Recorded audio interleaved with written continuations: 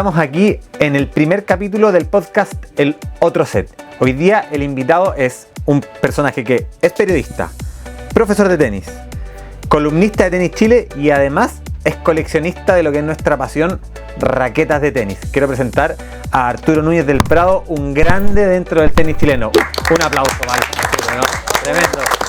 Muy bien, muchas gracias por la invitación. Un agrado estar aquí. Oye, profesor de tenis, periodista, coleccionista y creador de lo que a mí más me llama la atención, creador de Raquetas con Historia. ¿Cuándo nace esto? Cuéntame un poco de lo que se trata Raquetas con Historia. Mira, Raquetas con Historia nace el año 2017, producto que yo dejé de ser profesor de tenis y tuve más tiempo, y empecé a recorrer ferias porque me gustaba, hasta que un día vi una raqueta.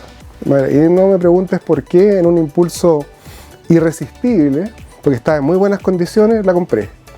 Y decidí, voy a ver qué pasa con esta raqueta.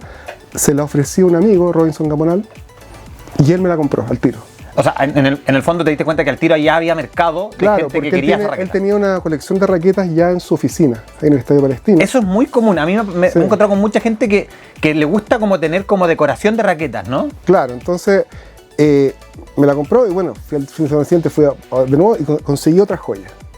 Que yo sin saber mucho todavía de qué estoy, me di cuenta porque yo viví esa época en las raquetas de madera, o sea, no tuve que estudiar el tema, eran puros todos mis recuerdos de infancia, yo sabía cuáles eran los modelos que valían, cuáles no, porque yo había visto a mis padres jugando con eso, había visto otros socios del club al que yo iba cuando chico, entonces yo tenía imágenes en la cabeza de, sin tener que estudiar el tema, pero por vivencia, ¿te fijas? Entonces encontré otra joya y se la volví a ofrecer a él, y se la volví a ofrecer a él, y finalmente él fue mi primer cliente, hasta que me di cuenta que ella había como una especie de una pequeña empresa que podía formar. Claro, que Robinson no era el único, digamos. No, él era, al principio era solo él, hasta que él le llenó su pared, pues, y ahí se produjo un problema.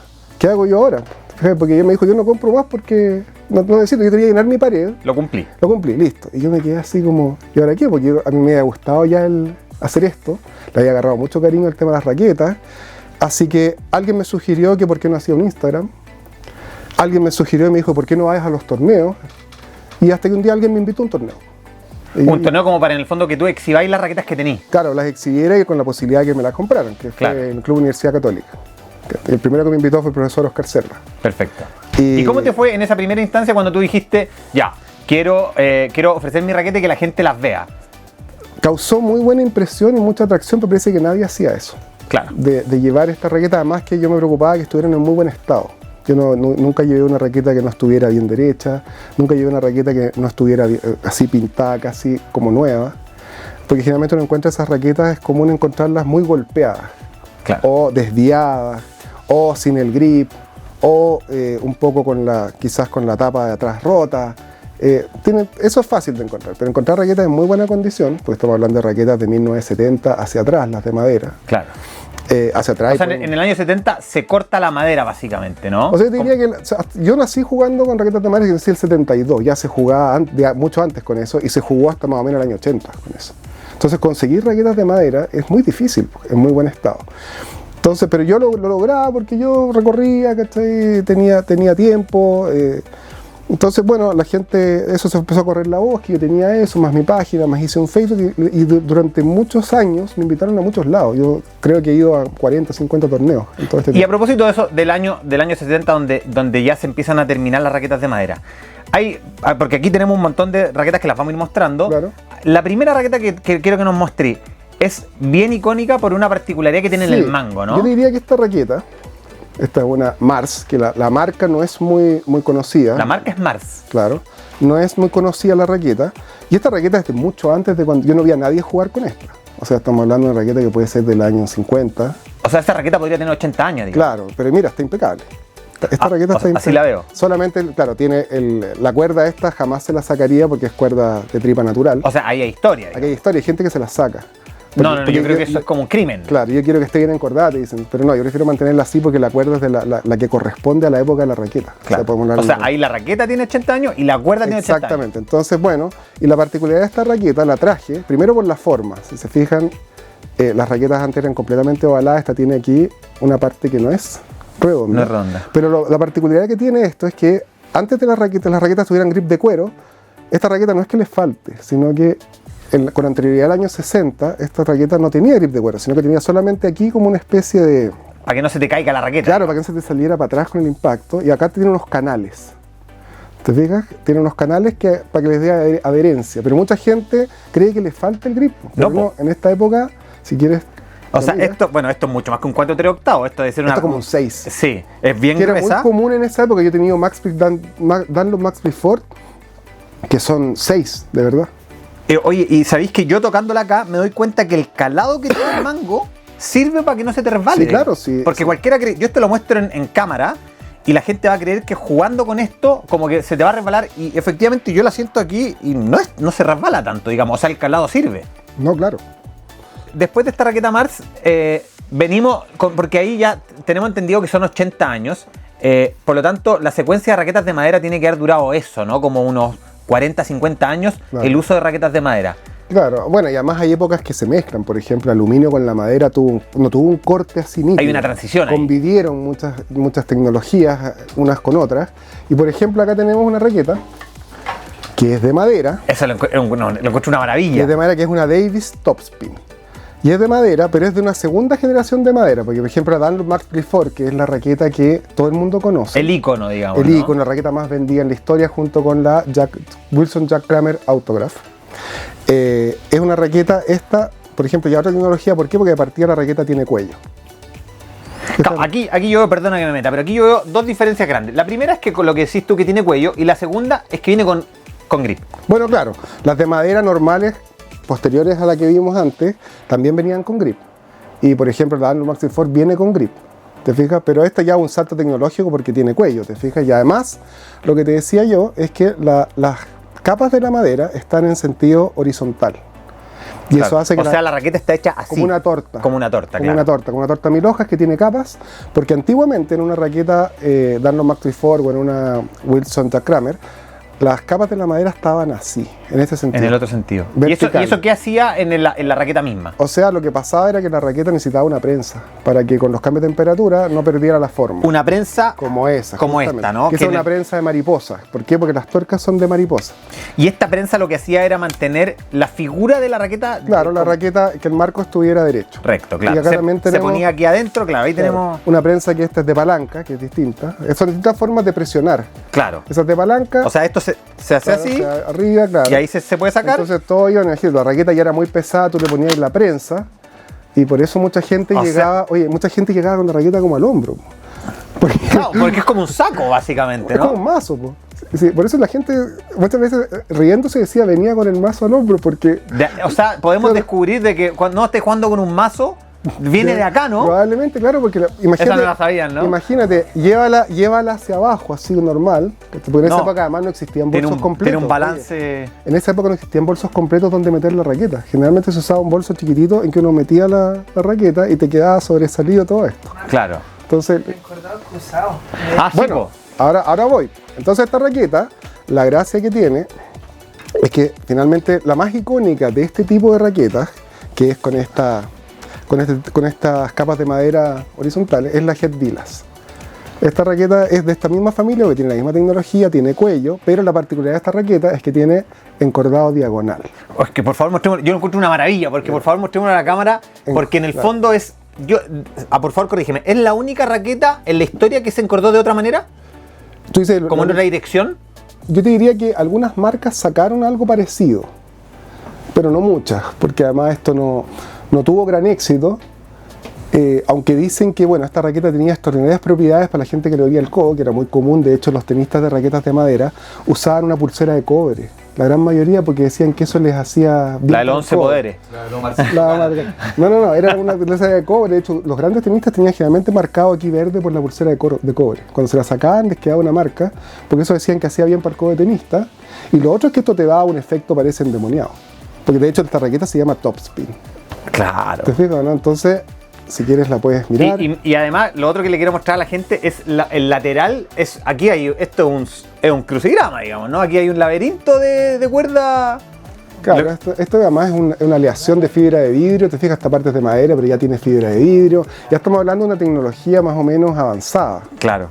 No, esto lo encuentro a mí me encanta. Y además esta marca, si bien no es tan famosa, pero es una marca que hacía raquetas que se caracterizaban por su belleza. Te fijas, una raqueta muy linda, por su Sí, po. diseño. Sí. Todas las raquetas Davis, Empezaban a tener color ahí. claro, que es el apellido del señor, pero las raquetas se llaman Tad porque el señor se llama Tadeusz algo Davis. Digamos, Claro. Tadeusz Adam creo que es Davis. Que no tiene nada que ver con la Copa Davis. No, no tiene nada que ver con eso.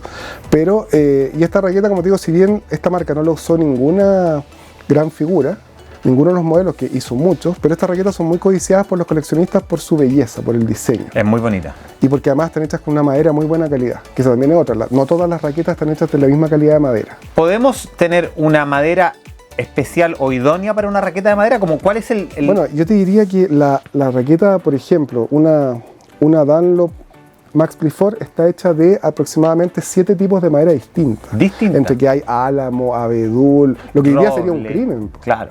Lo que hoy día con todo el tema ecológico sería un crimen. Pero entonces generalmente no se hacen de un solo tipo de madera, no se hacían de un solo tipo de madera, sino que se hacían de varios.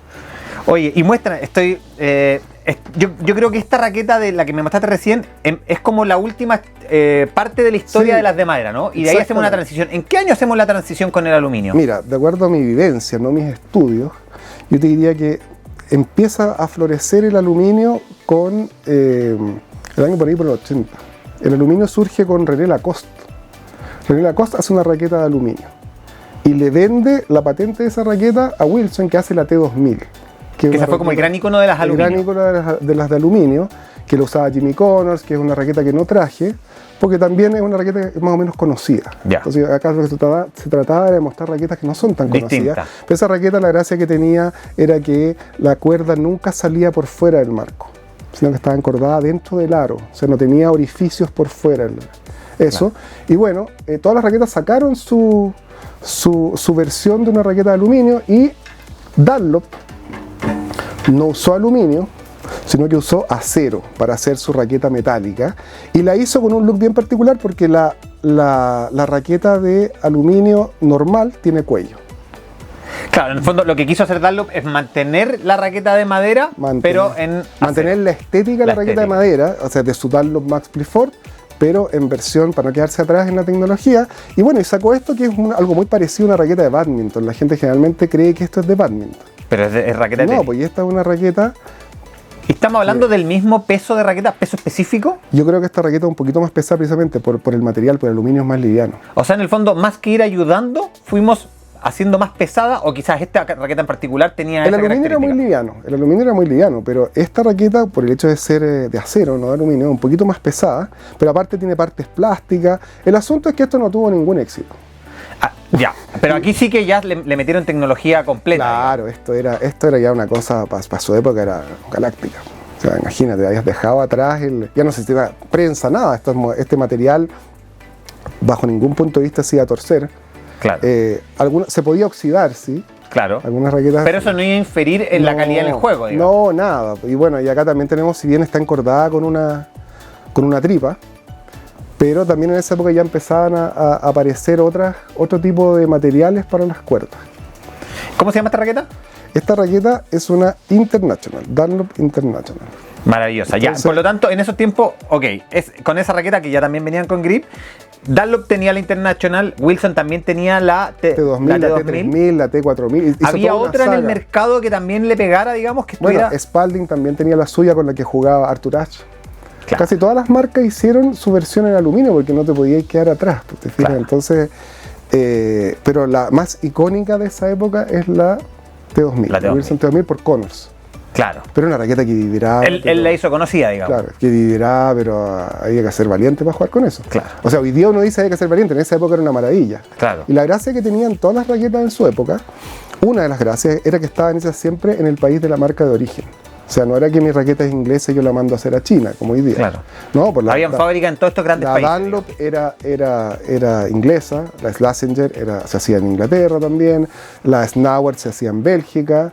Te fijas, cada raqueta era fabricada en su país de origen. Ya, y después de esta, ¿qué es lo que viene? Después ya podemos ver raquetas de grafito. Esta es una Dunlop Max Carbon, que es como contemporánea con una gran raqueta que es la Dunlop Max 200. Y esto ya es mucho más liviano. Aquí ya, Sí, claro. aquí efectivamente ya empezamos a reducir Claro, el peso de la claro, raqueta. Justamente ya que el material te ayudara mucho más con la velocidad, la potencia, el control, todas esas cosas que en el fondo ya que empieza a surgir otro tipo de jugador. Que en el ¿Aquí fondo- nace el topspin o el topspin No, nace el desde antes? El topspin nace con este tipo de con raqueta. esa raqueta, claro, por algo se La llama Head topspin. Vilas, claro. además, claro, la Head Vilas, además. Es que darle con todas estas raquetas que me mostrado, darle top a esta raqueta había que ser un mago, digamos. Claro, además, mira, si tú te fijas, mira la superficie de la raqueta. Esta es una raqueta 80, que es lo que hablábamos alguna vez, que es lo que hoy día mide un puntero. Claro. Tienes un Lo puntero. tenemos por aquí. Está, mira. Claro. Claro, este es un puntero que hoy día tiene toda la tecnología de una raqueta de grafito. Claro. Y a ver, mirámosla para ver cómo. Porque hoy día la gente compra este puntero para poder Precisión. generar precisión.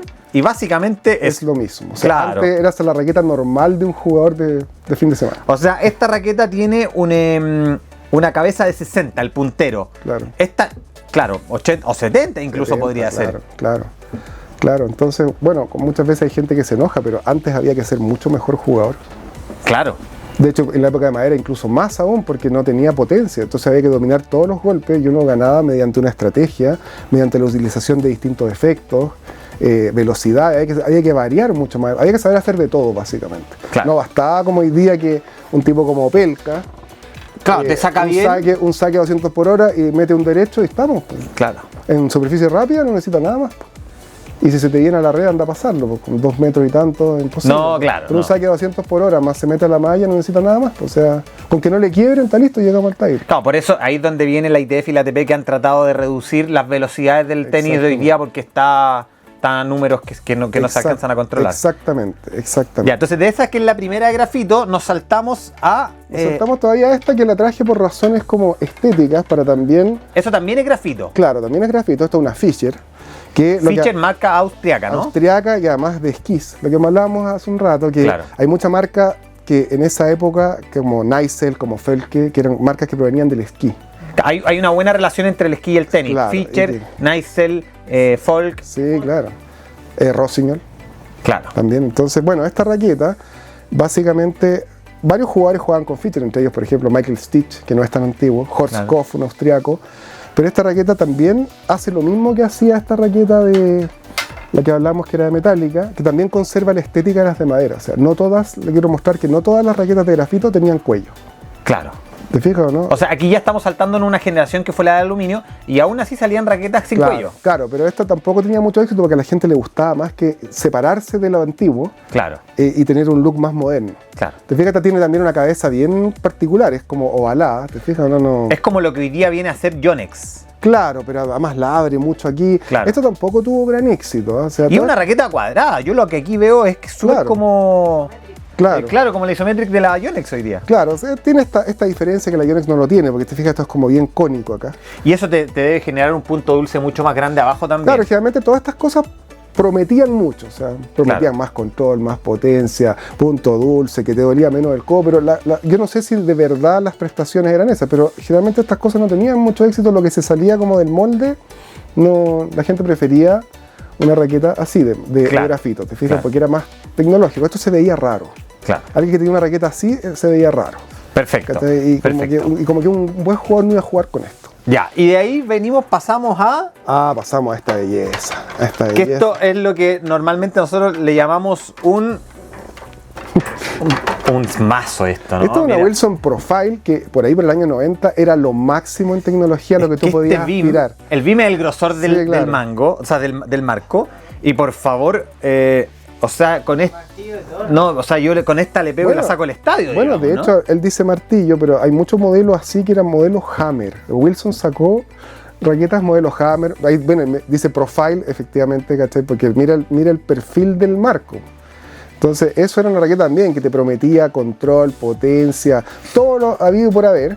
Y bueno, hubo mucha gente que tuvo problemas con el top, porque era tan ancho eso que se empezaron a producir problemas con eso. Y aquí ya empezaron las características de la raqueta. Claro que te salían muchas cosas. Mucha información de la raqueta. El patrón, el peso. Y aquí hay una información que dice US Patent número, o sea, las raquetas tenían número. Sí, claro. 4.664.380. Claro, que es el número como en la patente. Claro. Porque están diciendo que la raqueta está patentada. A veces dice patent pending. Que no tiene el número, se lo han asignado todavía. Claro, pero esto, esta es L5, es un grosor. Sí. Pero esto también, lo que hablábamos fuera de cámara, es que el hecho de que esté patentada la raqueta nos ayuda a no encontrarnos con raquetas falsificadas. También. Que hoy día Está muy de moda porque nos veníamos que uno puede comprar por internet raquetas que son de la marca pero que no son de la marca, Justamente, ¿no? y que son falsificaciones cada vez más parecidas al original. Lo que yo quiero mostrarle a la gente acá es que tenemos dos raquetas que son iguales, pero que a la vez no son iguales. Porque tenemos una raqueta verdadera y una raqueta falsa. Y esta es una raqueta que se compró por internet. Y una de las grandes diferencias es el color, ¿no? Los vamos a ir mostrando después en cámara, pero son colores totalmente diferentes. Lo segundo es el grosor del grommet, pero lo más destacable es la base del, ¿no? Para que la gente, igual después lo vamos a mostrar, pero la gente lo pueda ver. Es fácil confundirse. O sea, alguien que no cacha nada, digamos. Por eso esto que estábamos viendo recién de las patentes ayuda a que esto no pase, digamos. Son raquetas que es muy fácil confundirse. Hay un largo de diferencia también, o sea... Bueno, pero está bien. Las patentes no perduraron en el tiempo, ¿no, Arturo? ¿Fue un tiempo nomás en que las raquetas se patentaron o hoy día sí se patentan? Yo creo que sí, creo que todavía. Porque si no cualquiera te la podría copiar. Claro. ¿Te fijas, no? Incluso ahora hago un apunte sobre eso porque incluso en las raquetas falsificadas se dan el trabajo de hacer el holograma, que antes era signo de una Claro. originalidad, que era un producto original. Mucha ropa viene, por ejemplo, con holograma. Sí. En algunas marcas y uno dice, ya, eso te da confianza, que no es... Acá también tiene holograma la falsificada. O sea, Es que las falsificaciones están cada vez mejor por eso hechas. te digo, o sea, ese es un tema. Y mucha gente, incluso que con muchos años de recorrido en esto, se confunde igual. Ya, buenísimo. Oye, estoy súper... Pero háblame de esta, ¿no? De lo que habíamos hablado recién de la marca Rossignol, ¿no? Bueno, Rossignol, claro, es una marca de esquí, que viene de esquí, es una marca francesa. Y esta raqueta, aparentemente, si uno la mira, yo la voy a mostrar bien ahí, y parece una raqueta normal. Tradicional. Tradicional, normal. Bueno, tiene su historia esta raqueta, porque esta raqueta es una F200 Carbón Rossignol, con la que Mats Wilander fue número 1 del mundo y ganó Roland Garros.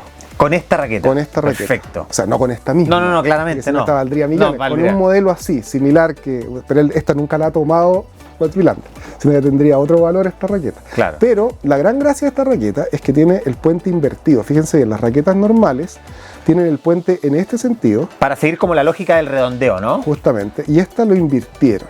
Y con este ligero cambio lograron que las cuerdas verticales sean del mismo largo que las horizontales, cosa que no ocurre en ninguna otra raqueta. Claro. Y esto solamente lo hizo Rossignol. Y lo hizo en muchos modelos de ellos, porque existe la F300, existen varias más, pero nadie lo copió y ellos tampoco perseveraron porque hoy día no existe la marca. No, hoy día no existe, pero sí le pegaron en el palo porque en el fondo un gran campeón que ocupó esto. Claro, pero así todo no logró la marca que esto se expandiera a lo que ellos aspiraban, creo yo, Claro. que era que la raqueta fuera mucho más conocida, porque de hecho mucha gente no sabe que Rossignol hace raqueta. Sí, Hay que estar como muy metido en el tema o en el tenis, o haber sido de esa época. Yo vi esa final del sueco Mats Wilander y todo eso, y yo lo vi también jugar, creo que una final del US Open con Lendl, también con esta raqueta. Entonces, claro, hay que haber vivido esto. Bueno, y acá también sale, te fijas, Made in France, raqueta francesa. ¿Cuánto cuesta una raqueta de estas hoy día? Yo quiero esta raqueta, Arturo. ¿Cuánto cuesta? Si tuvieras que traerla por eBay, yo creo que esta raqueta vale 150.000, una cosa así, puesta acá en Chile.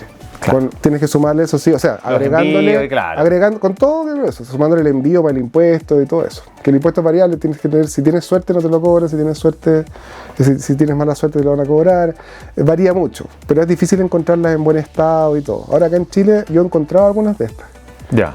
Pero son bien escasas, digamos. No, es muy difícil encontrar. Claro, raqueta. Y esa tiene como el logo del Francia ahí abajo, Claro, ¿no? Es bien bonito. Claro, y además tiene un mango largo, porque Mats Wilander jugaba con 2 manos.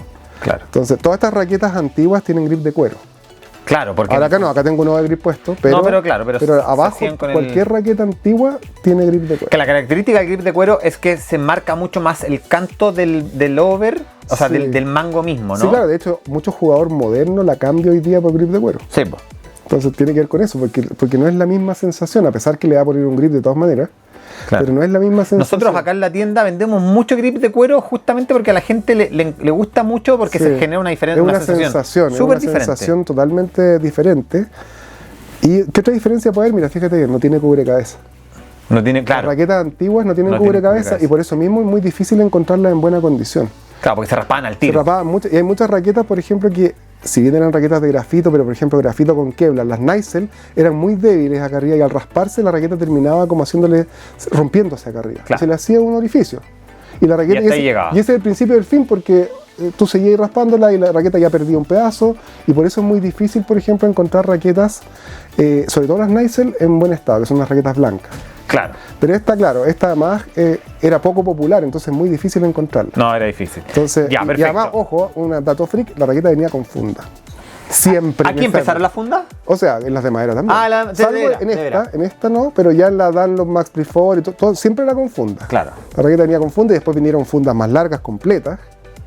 Esta raqueta, la segunda versión de esta venía con una funda completa. Claro. Que viene firmada por Mats Wilander, pero en rigor la tradicional es esta. Por Ya. eso la traje. Yo tengo la otra también, que ya viene con una funda, creo que es completa, pero no cerrada hasta el final. ¿Cuántas raquetas tiene hoy día Arturo Núñez del Prado? Entre las que tengo para vender y las que tengo para mías, yo creo que unas 200 raquetas. 200 raquetas. Claro. Si alguien quiere comprarte una raqueta, ¿dónde tiene que ir? Al ¿No? Instagram, Lo vamos a poner acá abajo. al Instagram Raquetas con Historia. Raquetas Ahí con puede ver todo lo que tengo disponible y puede hacerme las preguntas que quiera. Ya, oye, Arturo, y aquí yo creo que es el momento icónico del programa. En otro set. Háblame de esta maravilla, por En favor. otro Aquí set. hay una historia. Aquí siento que la historia cambia. Es una historia maravillosa, claro, porque esta raqueta es una Snauer que, bueno, es difícil ya pronunciar el nombre. Claro. ¿Origen de la raqueta? Belga, es una raqueta, una marca belga. Porque, perdona que te interrumpa, pero hay mucha austriaca. Hoy día GD es austriaco. Claro. Y en la historia también hubo mucha marca. Pero belga es la primera No, marca, esta ¿no? Sí, es la más conocida, de hecho. Claro. A lo mejor hubo alguna más, pero que tenga trascendencia en el tenis es esta raqueta. Se Qué quedaron con la Luxilon, que parece que es belga. Ah, la Luxilon también, buen aporte. Buen sí. dato, buen dato. Claro, y esta raqueta prometía cambiarlo todo. Porque bueno, a partir de la apariencia, dice que esto está girado a 43 grados. Esta raqueta tiene un solo lado, no da lo mismo tomarla así. Claro. No, esta raqueta estaba hecha para jugar así. Y prometía solucionarle la vida al tenista con todas las... Porque a esta altura ya el top estaba instalado. Claro, pero uno ya se da cuenta aquí, yo creo que tomándola es bien difícil darle top. Claro. Yo creo que con esto así, pero dicen que para la volea andaba increíble. Lamentablemente en esa época se voleaba poco. Sí, po. pero la cosa es que esta raqueta prometía mucho y fue tan rupturista que finalmente no tuvo ningún éxito. Y esta raqueta está casi nueva. ¿Por qué? Porque las raquetas, como se vendieron muy pocas, hoy día están en manos coleccionistas raquetas casi nuevas. Claro, que se usaron muy poco. Claro. Tú me pasáis esta, permiso. O no se vendieron. Tú me pasáis esta y yo le pego 2 veces y te la devuelvo, digo. Sí, claro, porque de hecho dicen que hay que tener mucha potencia para jugar con eso. Aparte tiene un balance muy difícil de... bueno, esa raqueta era un cacho para todo el mundo, para los encordadores, para... También es, claro, Es un poco. cruzado, sí, po. Claro, está y cacha, como cacha que aquí, por favor lo vamos a mostrar en cámara, sale una explicación de cómo se ocupa la raqueta. Claro, porque no es intuitivo, si es tan raro todo. Claro. Pero así todo, hubo un valiente que se animó y que tuvo éxito. ¿Eh? ¿Con esta? Claro, el boliviano Mario Martínez, tenista profesional, el mejor tenista boliviano de la historia, tuvo 32 del mundo con esto. Con esta, jugó Sí. 32 del mundo, Y jugó esta con esta. raqueta se vendía en una tienda del Paseo Las Palmas, yo estuve ahí, que era el representante de Snauer en Chile. Y claro, en una tienda del Paseo Las Palmas ahí, yo iba a mirarla, porque yo encordaba ahí. Claro. Iba a mirarla y yo no entendía cómo alguien podía... Ocupar. Nunca me tenté de decir que ganas de tener esa raqueta, nada. ¿Y en qué año de la historia aparece esta raqueta? Más o menos, años Yo diría- 80, 90. Yo te diría que 85, 82, es así como por ahí, entre el 80 y el 85 yo creo. Claro. Pero como te digo, en esa época, pese a yo estar metido en el tenis, yo he tenido, no sé, yo nací en 72, tenía 12, 13 años, yo nunca escuché esta raqueta. Porque en ese tiempo, primero nadie recreativo iba a tener esta raqueta, el club donde yo iba, nadie nunca la tuvo. Nunca escuché de esto, yo escuché esto ya de grande. Si bien yo sabía que existía, pero no, y la había visto, claro, pero nadie me comentó, oye, qué buena, nunca conocí a nadie que quisiera tenerla, básicamente porque era muy difícil jugar con esto. ¿Esta raqueta hoy día es más cara? ¿Es más Bueno. cara de las que hemos visto, digamos? Porque esto es súper, como es poco habitual y es más extraña. por eso, conseguirla debe valer 300.000, 350.000. Es más esa raqueta es más cara que una nueva del año 2025. Claro, y de hecho además incluso Snauer no se dio por vencido e hizo la Ergonom 2, que es con rojo y que es incluso con un poco más inclinada todavía. Que tuvo menos éxito aún y es menos conocida. Hay mucha gente que no sabe que existió una segunda versión. se animaron con eso y bueno, y Snauer después hizo muchos modelos que sí tuvieron éxito. Por ejemplo, hay un sueco que se llama Michael Pensford que ganó, no sé si perdió la final de Roland Garros o la ganó jugando con Snauer y varios más. Era una raqueta que sí, que era muy buena, de muy buena calidad, que la usaron muchos jugadores, pero que este modelo se hizo particularmente conocido por eso. Conocido, pero además como uno podría decir hasta despreciado. Y pasó a la historia no por lo bueno, sino por lo raro. Por lo raro, claro. ¿Te fijas? ¿No? Hay muchas cosas que tú puedes pasar a la historia, ya sea porque eres muy bueno o porque eres muy malo. Claro. Entonces, bueno, esto pasó por una rareza, porque era muy difícil. Pero porque yo la encuentro maravillosa. No, claro, es maravilloso, da mucho tema de conversación, pero claro. 83. Ya, ¿viste? 1983. Bueno, claro, pero como te digo, Mario Martínez logró hacer cosas con eso. Claro. Oye, y después del 83, porque ahí ya nos vamos acercando a la actualidad, el año 83 sale esta, y aquí seguimos, explícame esto, seguimos con el grafito. O sea, ese es un material distinto. Esta raqueta la traje, bueno, porque solamente se hizo, es una Prince Boron. Es una raqueta que solamente se hizo en cabeza 110, porque en esa época también existía 90 y 110, pero era más usado 110. En el club yo veía gente que jugaba 110. Porque era mejor para los doblistas, jugaban con 110. ¿Y de qué está hecha esta raqueta? Porque en esa época además se jugaba mucho con chalecos sin manga, así como claro, muy tradicional. Era de señor, claro, digamos. Claro, entonces bueno, esta raqueta tiene la particularidad que tiene 3 puentes, 1, 2, 3, que son muy poco comunes. Prince la hizo muy común, ¿no? Claro, Fueron los únicos Prince tenía la Graphite que era con doble puente, 1, 2. Que esa fue la Cupo Chang, ¿o no? No, él tenía su propia raqueta. Pero tenía ese y después tuvo una Michael Chang propia de él. Claro. Pero la Graphite la ocuparon muchos jugadores, era muy común. Y después Prince decidió sacar la Prince Boron. Y dijo, con esta la hago, porque además el Boron es un material que no se usaba. Probablemente es un material que fue usado con muchos materiales que se usaron en la carrera espacial, que después tuvieron usos más comunes, más caseros. O sea, más domésticos, quiero decir, más para cosas más... Pero son materiales, generalmente las grandes revoluciones se hacen a partir de materiales que han sido concebidos para la carrera espacial. Bueno, la cosa es que el Boron hizo que esta raqueta fuera de una rigidez extrema. La Prince Graphite ya era muy rígida, pero esto ya era una cosa... Con este material, claro, ¿no? Injugable, digamos. Claro, era una cosa que realmente de una precisión extrema, pero claro, llegó a tanto que nadie la compraba. Primero porque tenía una rigidez extrema, o sea, era solamente para gente muy bien preparada físicamente y probablemente muy buena técnica y todo. Y segundo, por el precio. Esta raqueta valía costaba? $500 de la época. Estamos hablando del año 85 más o menos, por ahí. A ver si la organización me puede ayudar. $500 en el año 85, ¿cuánto sería hoy día? Ya, lo estamos buscando. Son $500 en el año 85. Sí. Ahora. Por mientras, ya, entonces, 1,5 millones. Cáchate, o sea, hoy día lo que... 495.000. Claro. 1.400.000, o sea, lo que hoy día podría costar una raqueta. Hoy día en el mercado no hay ni una raqueta que tenga ese valor. Que por eso digo, porque esto era una cosa, volvemos a lo mismo, un poco como la Snauer Ergonom. Se fueron como en una volada, ¿sí? Y creyeron que la hacían y no, pues finalmente terminó siendo una raqueta como de culto. Todo el mundo sabe que existe, pero nadie lo Para sabe. coleccionistas como tú, po. Justamente, y esta la encontré, bueno, no está en muy buen estado, pero yo sabía que si no la compraron no iba a encontrar nunca. Claro. ¿De dónde la compraste? La compré acá en Santiago, en Chile, una persona que la publicó y que a un precio bien abordable, evidentemente no $500, ni siquiera $50. Claro. Porque, separaciones. claro, tiene 3 puentes. Tiene 1, 2, 3. Eso es lo que es bien difícil. Es pesada esta raqueta, ¿no? Ni tanto. Fíjate que no es tan No es pesada. tan pesada. Pero yo creo que solo tomarla corres riesgo de lesión. Oye, ya, Solo tomarla corres el riesgo de que te duele el codo. que te duele el codo. Justo. Oye, y aquí, no, es que esto es una maravilla. Háblame de esto. Esto es una maravilla. Claro. Muéstraselo a la gente. Y este es el terror de los encordadores. Claro. Bueno, claro, de partida está una Prokinex, que era una marca que también en esa época, 1990 por ahí, era una raqueta que realmente, yo diría que era más popular que Yonex en esa época. ¿La raqueta o la marca? La marca, Prokinex. Prokinex. Prokinex ya no existe mucho, existe, No. pero está muy venida menos. Sí. En cambio, en esa época era una marca fuerte. De hecho, era una marca que la usó Glenn Michibata cuando jugó un mítico partido con Heinz Gildemeister En el Estadio la Copa Nacional. Davis, con un calor impresionante que Gildemeister ganó en 5 sets al borde del desmayo. Porque el yogur le regó la cancha en el inicio del quinto Claro, set, se la puso como y poza se para que... dilataba increíble los inicios. De hecho, Claro. era tanto que Hans Gildemeister se sentaba en la silla del umpire de uno de los árbitros de fondo entre medio de los puntos.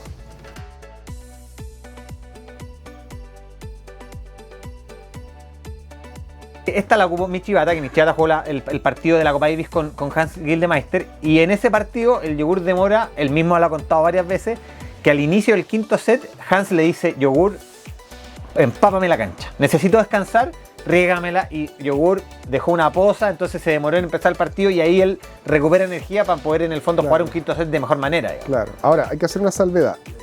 La marca en la que usaba Michibata no es este modelo. Claro. Jugó con Prokenix, pero por eso se hizo, también era como popular. Pero aparte era una marca que en Chile tenía presencia.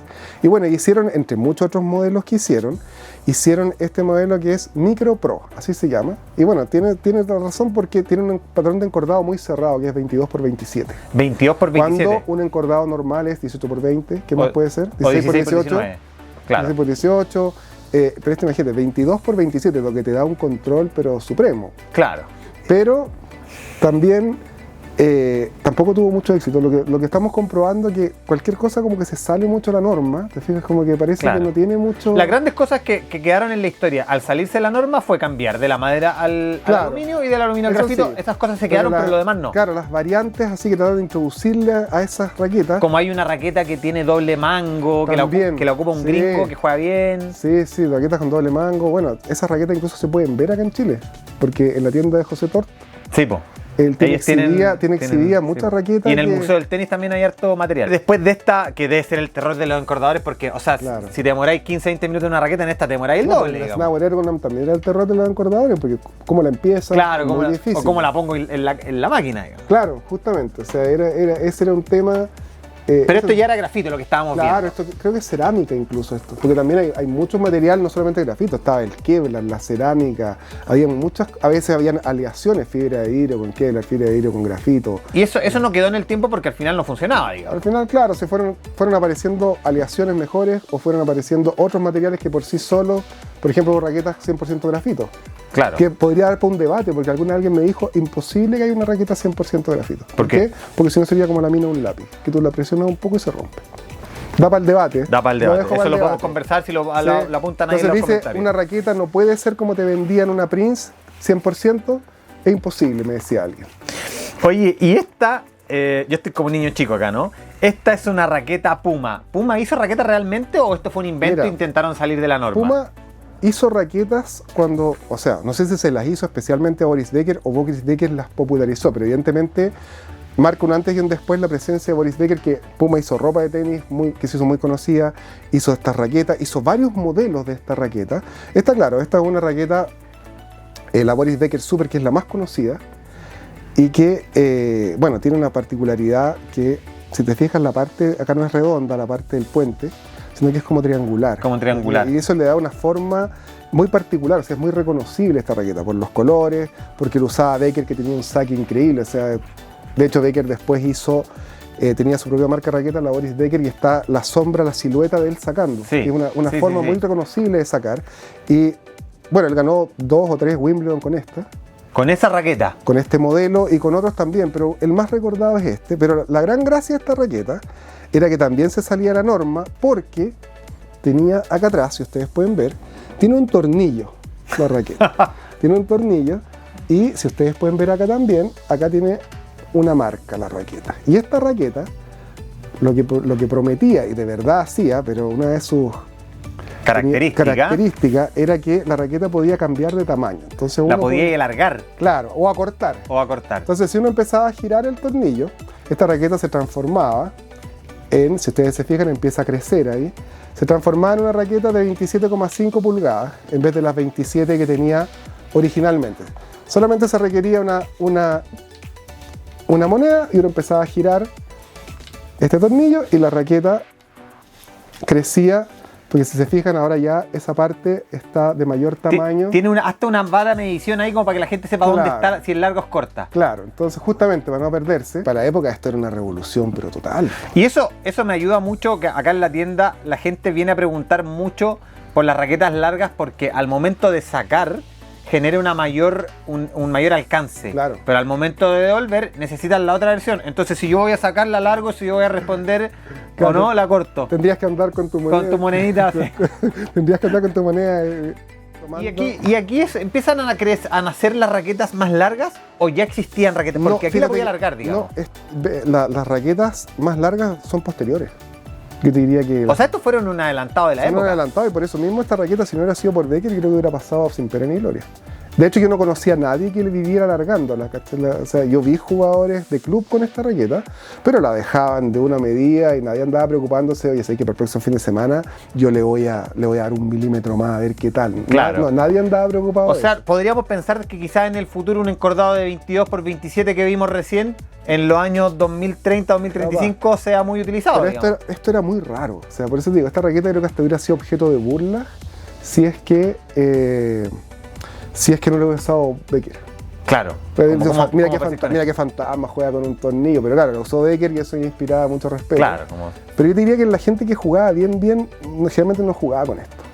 Yo no conocí nunca un compañero de entrenamiento que jugara con esto. Porque son raquetas muy caras también de la época, o eran igual de accesibles en cuanto a valor era económico. Igual que una Prince y todo. No, igual, Ahora más bien agarraron mucho valor. Claro. Ahora sí que es muy difícil.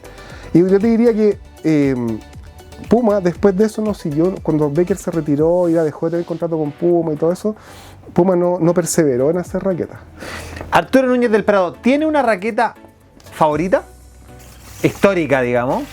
¿Hay alguna que tú digas, esta es mi raqueta número 1? ¿O tu podio? Dame tus 3. Yo te diría que las tengo aquí. Yo te diría que Snauer Ergonom. Yo te diría que la Davis de encordado diagonal. Y yo te diría que esa. Esos son mis... Son bastante particulares. Sí, yo te diría que esas son las 3 que yo tengo en mi colección. ¿Y por qué cada una? Bueno, por todas las características claro. que he enunciado hasta ahora. Pero básicamente tiene que ver con... Yo lo asocio con haber pasado horas viendo por televisión a Becker. Y yo siempre quise tener esa raqueta. Hay un por eso. romanticismo por medio también, Claro, ¿no? tiene que ver con una época que fue buena para mí, cuando uno es niño, ¿te fijas? Claro. ¿No? Tiene que ver además con que aunque hubiera querido, yo en esa época no me hubiera comprado esa raqueta, yo creo que tampoco hubiera podido comprarla, a pesar de que tenía un precio similar, pero yo creo que no me hubieran dejado por el tema del tornillo. Claro. Hubiera sido raro. Claro, como que te vas a comprar eso, no seas payaso, claro. No seas raro, tú siempre haciendo cosas raras. Claro.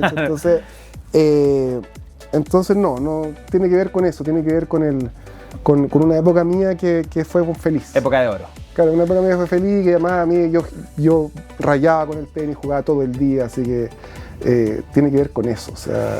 Oye, y esta Blackburn cabeza 107, que al final la cabeza 107 es lo de menos, ¿no? Claro, no, pues es una maravilla. Háblame de esa por favor, y mostrémosela a la gente. Bueno, claro. Ese otro tenor de lo encordado. Bueno, pero los entendidos dicen que este es el Tesla de las raquetas de tenis. ¿Por qué? Porque esta es una raqueta de vanguardia. Claro. A pesar de que uno podría decir, mira qué fantasma, porque O sea, expliquémosle a la gente, esta raqueta Claro. quizás la gente todavía no la ve, Claro, o sea, tiene doble encordado. Claro. O sea, yo estaba hablando con Vicente y acordamos denominar la raqueta de doble faz. ¿Por qué? Porque tiene un encordado por cada lado de la raqueta. Porque una raqueta de doble encordado es otra cosa. Una raqueta de doble encordado, en la época de las raquetas de madera, habían raquetas de doble encordado que pasaban 2 cuerdas por cada orificio. Por cada Y grommet. con eso, claro, conseguían darle un efecto endemoniado a la pelota con el top, y de hecho fue tanto que se prohibió. Eso se llamaba el encordado al tallarín. Así se llamaba eso. Y está prohibido. Ya. Esto también está prohibido. Espagueti. Esto también está... Pidieron al argentino porque perdió una final y desde ahí que nunca más se pudo ocupar esa raqueta, o sea, esa cuerda. Claro. Claro, más que uno veía, era evidente que eso estaba prohibido, se tenía como... Era una cosa que tú te das cuenta que le iba a imprimir un efecto. O sea, lo que pasa es que tampoco no estaba permitido, no estaba dentro de la regla y Claro, empezó a generar tanta diferencia Pero en cuanto que... lo vieron, claro, lo prohibieron. Bueno, y esta raqueta tampoco está permitida. Hoy día, pero Hoy en el día. momento en que la fabrican... Claro, no se sabía nada, claro. Claro. Pero la gran gracia de esta raqueta, claro, primero mostrémosla bien, tiene un encordado por este lado y otro encordado por el otro, cuando las raquetas normales tienen un encordado en el centro del cuadro, ¿cierto? Claro. Entonces, bueno, con esta raqueta el principal propósito era que uno no la puede enganchar, no le puedes pegar con el marco. Y- Porque la cuerda sale una pulgada después que una raqueta, que una Tradicional. cuerda que está en el centro del... Claro. Entonces esta raqueta además... Como sea, a esta raqueta le pegué con la cuerda siempre. Ojalá, o sea, para la gente que le aunque pega con el sea mar- arriba, no importa, pero tú vas... Y si cortas, puedes jugar con el otro lado. Claro. Si por pegarle muy arriba la llegas a cortar, tú la vas O fuerte. la gente que tiene problemas con la tensión, que no sabe con quién cordar, bueno, Claro. tenéis 2 opciones ahí, Claro, ¿no? también. En 1977 Guillermo Ávila. En el Esa fue la 77. espagueti. Claro. Porque rompió una racha de 40 y tantos partidos y por eso dijeron no vale. Generaba un No. spin exagerado, Spaghetti Stringing. Cáchate. ¿Viste? Entonces, esta raqueta, eso sí, dicen que tiene mucha mucha potencia en desmedro de la precisión. O sea, le podemos hacer, que es lo que yo estuve haciendo fuera de cámara, le podemos hacer el balance y es brutal, digamos. No sé si hay alguna raqueta en el mercado hoy día que le produzca esto, Claro. que venga naturalmente No, claro. Pero como te digo, o sea, también ahí tiene que ver lo que hemos hablado siempre. Cualquier cosa que sale de la norma es como incomprendida. Y si bien acá lo encontramos muy pintoresco, pero en rigor nadie la adoptó. Y como te digo, a pesar de que la gente que ha jugado con esa raqueta habla muy bien, porque podrían usarla, a pesar de no estar permitida, podrían usarla en torneos de club, Claro. con los amigos. Sí. No sé si los amigos estarían muy felices de que a lo mejor le dan mucha potencia y que a lo mejor tampoco alguien te va a reclamar. Un amigo te va a decir que no, para nada, porque esto en realidad te da una potencia desusada. Pero tampoco tuvo mucho éxito, te fijas, es muy pintoresco y todo, pero aparte de los coleccionistas yo no conozco a nadie que la tenga. De hecho, muy poca gente la conoce. Claro. Entonces, porque es una marca, además, Blackburn no tiene mucha historia en la fabricación de raquetas. Y esto es grafito. Sí, claro. Es como la que hablábamos el otro día, esa raqueta que era raqueta Bosworth. ¿Te acuerdas? Una blanca que Sí. hablamos que te decía que era esa marca inicialmente fabricaba armamento de guerra. Y un buen día decidieron incursionar en la fabricación de una raqueta, hicieron un modelo, parece que se aburrieron, no anduvo mucho la cosa, entonces muchas veces esto no tiene historia, te fijas, no, Claro. Alguien se mete, hace una cosa, no le va tan bien y la cosa desaparece. Y bueno, conseguir esa raqueta es muy difícil. Pero es muy difícil. pintoresca, es como la del doble mango, entra en esa categoría, creo yo. Claro. ¿Hay alguna raqueta que hoy día a Arturo Núñez del Prado le falte? Millones. De partida, por ejemplo, me gustaría tener las otras Pumas, que son algunas plateadas, que son grises enteras. Esta raqueta ejerce sobre mí un embrujo. Y me gustaría tener las otras versiones que no son tan populares. Yo te diría que habitualmente yo no busco las raquetas me encuentran a mí. ¡Qué maravilla! Oye, Arturo Núñez del Prado, para mí la persona que más sabe de raquetas en el país. ¿Estamos de acuerdo con eso, no? No sé si estoy de acuerdo, pero he tratado de adquirir un saber con el correr del tiempo y aprovechar lo que ya sabía, pero ir aprendiendo con mucha gente, sobre todo con profesores más antiguos, que se han dado el tiempo de explicarme, de enseñarme, de corregirme. Y he ido adquiriendo como un saber que me permite por lo menos hablar con alguna propiedad del tema. Perfecto. Oye, acá abajo vamos a poner todas las partes donde pueden ver este programa, para que la gente después, cuando tenga el tiempo, se dedique. Algunas palabras como para cerrar el programa de hoy día, primer capítulo de El Otro Set. A ver, unas palabras. Bueno, primero agradecer la invitación. Siempre es un placer hablar de lo que me gusta de forma distendida.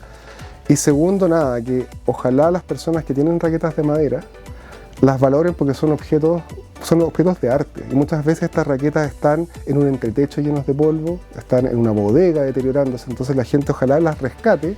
Y si no las quiere poner, no importa, pero que busquen a alguien que de verdad las va a apreciar y se las den a él. Pero que no las tengan empolvándose en un lugar o deteriorándose, porque cada vez quedan menos raquetas y por tanto hay un rato que como esto no se fabricó más, las raquetas de madera desde 1980, ponte tú, hay un rato que no va a haber más.